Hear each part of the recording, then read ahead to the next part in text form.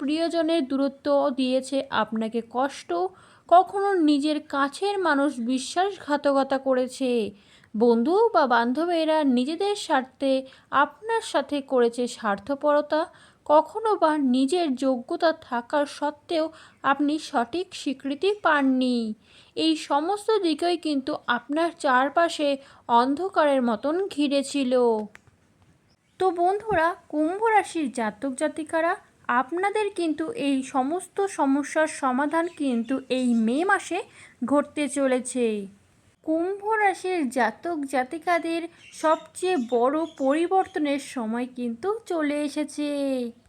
কুম্ভ রাশির মানুষেরা কিন্তু সাধারণত স্বাধীনচেতা এবং বুদ্ধিদীপ্ত ও উদ্ভাবনী এবং সমাজ সচেতন প্রকৃতির হয়ে থাকে। শনি গ্রহের দ্বারা শাসিত এই রাশির জাতক কিংবা জাতিকারা